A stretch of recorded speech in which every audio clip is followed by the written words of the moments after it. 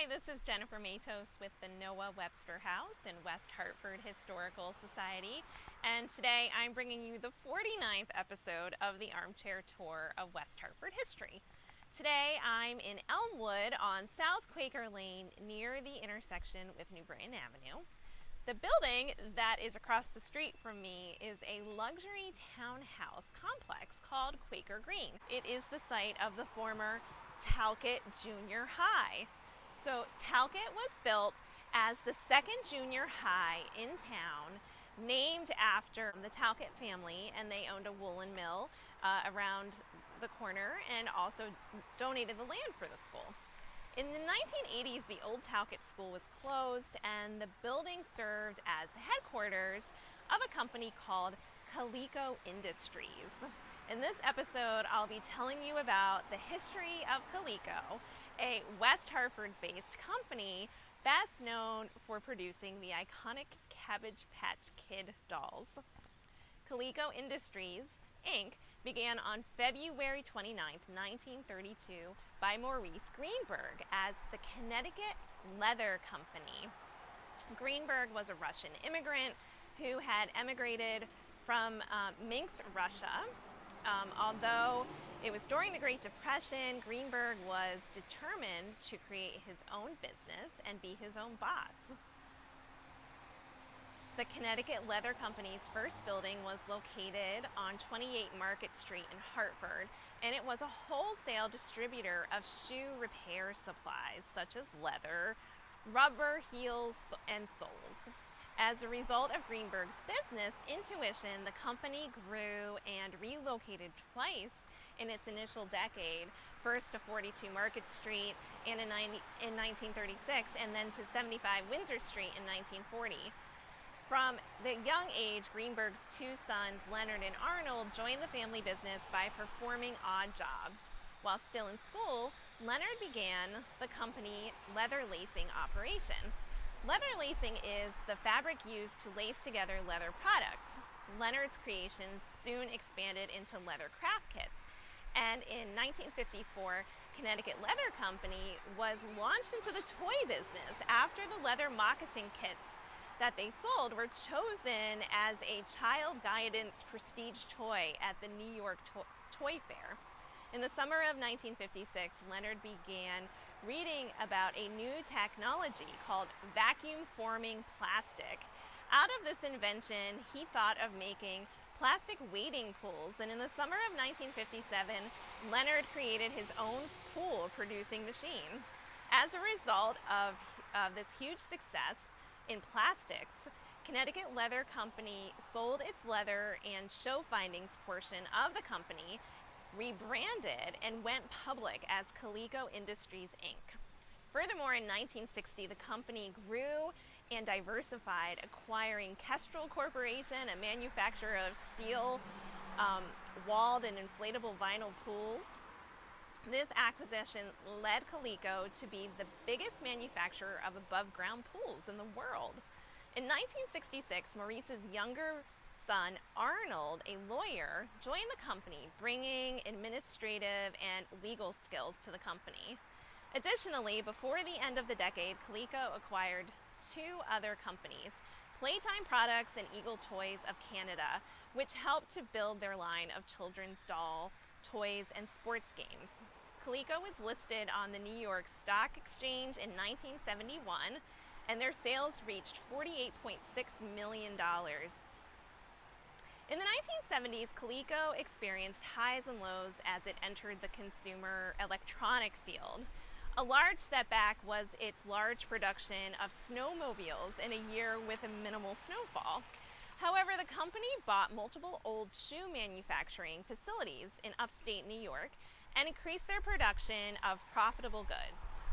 The introduction of Telstar, Coleco's first video game in 1976, proved to be extremely successful. However, the following year, the company created 8 new video games with disastrous effects. Development and supplier delays, as well as dock strikes, delayed production, and thus the video games reached the market after the 1977 Christmas season. Furthermore, as a result of the limited demand of these electronic toys, the company liquidated its inventory of the video games below cost. This downfall almost pulled the company under. However, Coleco was able to bounce back as consumer demands shifted to self-controlled or handheld electronic games. Soon after, Coleco became the leading producer of handheld sports games.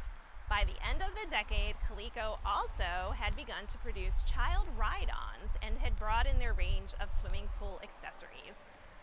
Coleco's success in the 1980s fluctuated greatly, and from 1980 to 1985, Coleco was doing really well and the workforce in Connecticut approximately doubled. At the beginning of the decade, the company produced Colecovision, which became a highly popular home video game system. The success of the Colecovision and the competition in the electronic game market led Coleco to create the Atom. The Atom was intended to be the first low-cost complete home computer and word processing system and cost $600. However, severe delays, production costs, and lack of proper computer expertise resulted in limited sales and large-scale deficits. As a result of the disastrous Atom, Coleco abandoned the computer and instead shifted its focus to a product that would cause an international craze, and this is the Cabbage Patch Kid. In 1978, a man named Xavier Roberts began creating the soft sculptured dolls, which were inspired by traditional Appalachian folk dolls and modeled off of creator Martha Nelson Thomas's previously produced dolls. Roberts' initial dolls were hand-stitched and sculptured and were called Little People. The first store location of these Little People was called Babyland General Hospital in Cleveland, Georgia. Here, employees dressed as nurses and administered the adoption of the Little People.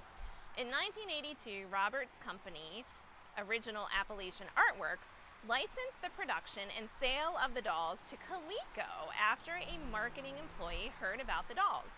Coleco then changed the name of the doll from Little People to Cabbage Patch Kids and began mass production in Hong Kong. The dolls brought huge success to Coleco, and in the 1980s, the Cabbage Patch brand of dolls and its associated paraphernalia brought in about $2 billion. Part of the appeal of these dolls is their story of being from a secret Cabbage Patch and the process of adopting the dolls rather than simply buying them. Additionally, no two dolls are the same, as each doll has its own unique name, appearance, and story. As Arnold Greenberg himself stated, Barbie represents the perfect golden Californian, the kind of girl every kid perhaps would like to grow up to be. Cabbage Patch Kids are different. They are not perfect. They represent you and me with all of our warts.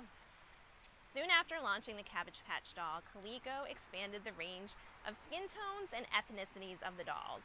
Additionally, many remember Cabbage Patch Kids as their first toy, and certainly the first toy that created a must-have craze.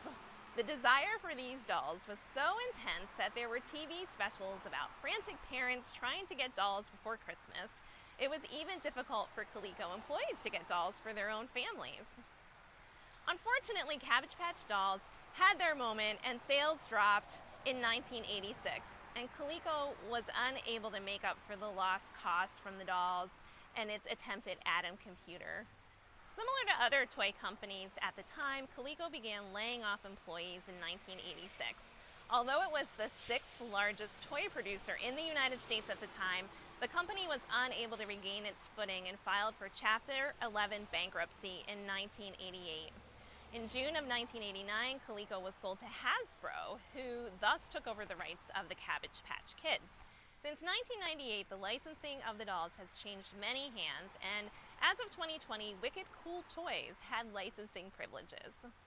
The Noah Webster House recently had the privilege of speaking with a former employee of Coleco, who told us what it was like to be working for a rapidly growing company during the Cabbage Patch Kids craze. A lot of pressure was put on the employees in manufacturing and production. However, in exchange, the employees were well compensated and the company provided jobs to hundreds of individuals in the surrounding West Hartford area. Within the company, there was a great sense of pride, especially of the Cabbage Patch Kids and Colecovision. Even though Cabbage Patch Kids were an international craze, not many people realized that the company that produced them was based right here in West Hartford, Connecticut. After Coleco left the old Talcott Junior High building, it became home to the corporate offices of Ames Department Store.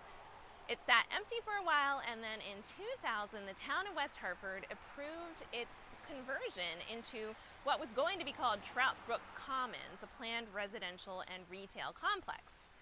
What ended up happening is that in 2006, development of Quaker Green began, providing 148 residences in a park-like setting, which is what we see today.